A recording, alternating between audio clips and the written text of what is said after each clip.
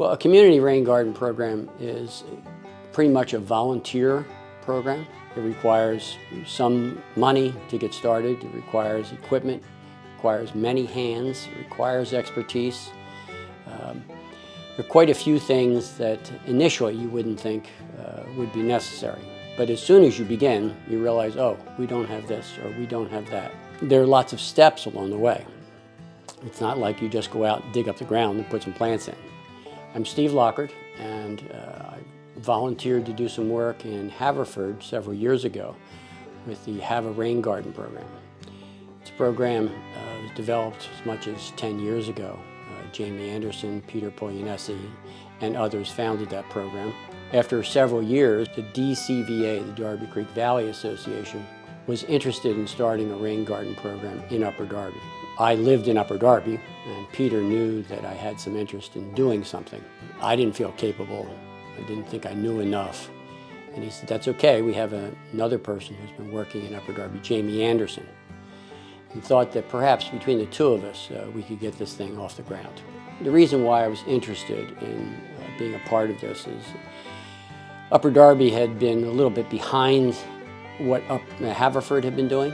And it was obvious that stormwater had been a problem in Upper Darby for quite a while. And I thought that rain gardens could make a little dent.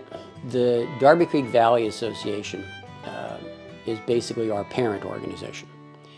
They have resources that we didn't have that were needed to get started. From what I understand, we had a grant for $4,000 or something. And that wouldn't go very far. Jamie Anderson recognized that there was some leftover money from the PRC and a grant that had not been used. So we tapped some of that money to get started. Some of this work is pretty heavy work. And I guess it was in the spring of our second season when I developed a back problem, and Jamie and Michelle were sort of left on their own to do a lot of this heavy work. It looked like we were going to have to employ a landscaper, which was immediately going to increase the costs of things. Work that we had been doing now was going to cost us $1,500 or $2,000, etc. We've been able to tap funds from grants that have been written before, and so far things have worked well. Well, the main sources of funding has been this continuing donation that we've gotten, more than $15,000 from some donor, sends it to the DCVA, but to be used for stormwater management in Upper Darby. Recently, we have been trying to ask the homeowner to do a cost sharing of 20% of the job, because we realize our funds are not limitless.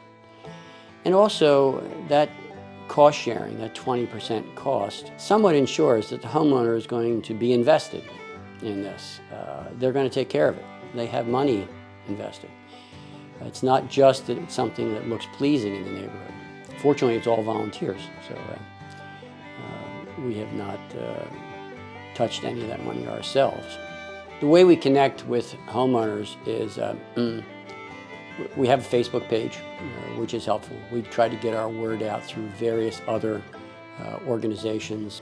The township also has some knowledge, so they often will pass the word on about what's going on.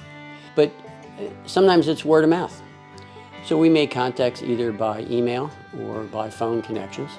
We'll often look on Google Maps at a street view to see if there looks to be something worthwhile. And then we come face to face with a homeowner. We'll often walk a property with them for 15 or 20 minutes, ask if they have problems. We'll often bring our assessment score sheet with us, which is a rubric that we use to assess a property's viability. We'll also sketch the property, see where runoff, stormwater runoff is going, especially looking at downspouts, where that water is going, where it could be directed. We also do a percolation test. We use a post-hole digger to go down about 14 inches, stick a ruler in the hole, pour water in, and see how long it takes for that water to go down. Sometimes we do a coring sample if there's a lot of clay in the soil, to see if there are various striations, see if it's just a clay layer is 4 inches deep or 5 inches deep, etc. We'll also do a grading assessment, see how steep a slope might be, where the water is going, can we direct it over here or there. Our decision-making process it's not a perfect science. It would be nice if the scoring rubric said, well, this is an 83, and this is an 82, and this is an 81, and they're the top 3 scores, and they're the ones we should take. But there is a little more to it than that. There is the cost involved in this, and how much stormwater is being taken out of the storm sewer system. There is also sort of a feeling that we get from some of the homeowners, how much they're involved in wanting to do this. Do they just want somebody to build them a garden? Or are they actually interested in stormwater? We have to know that it's going to work, too. And you can't get that just on paper. And after we do that assessment and assess the hierarchy, then one of the 3 of us will then see if we can do a design for a garden. After that, when we get the homeowner involved, we say, you're interested in certain colors. Is there a bloom time? Is there a direction from which you want this to be viewed? Do you want it to be viewed just from your own house window? Or do you want your neighbors to be able to see it? Is there a mix? Do you want taller plants, shorter plants? And usually we have one of the 3 of us be in charge of that design and talking to the homeowner specifically. Our recent model, where we had a landscaper do so much of the work, required fewer volunteers than we needed originally, and we need them for less heavy work. A standard size garden might be 200 square feet, 300 plugs. In general, we can require just 6 volunteers to be able to plant that garden, and we can complete it in about 90 minutes. We want the homeowners to be involved in this process, but the process is fairly simple if you have a few portable drills fitted with an auger that's, let's say, a 2-inch wide auger. Can drill down 4-6 inches and pull out the soil from that area, while a second person can be taking the plug and then putting it in the hole that was already dug. Frequently we work in pairs, with one person drilling the hole and one person putting the plug in the ground. If you have 2 pairs or 3 pairs of people, it wouldn't be very long before you can plant a rain garden in just over an hour or an hour and a half. There are numerous ideas and numerous ways to form a rain garden group.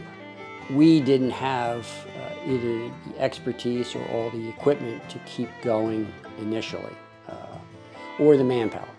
By going the route of employing a landscaper, that allowed us to do much more of the design, the assessment, and the just finishing product of putting the plugs in the ground. And we didn't have to do as much heavy work. The 3 of us, Michelle, Smith, Jamie, and I, have worked pretty closely together to help out. But Michelle and Jamie still have jobs. They're still pulling their part.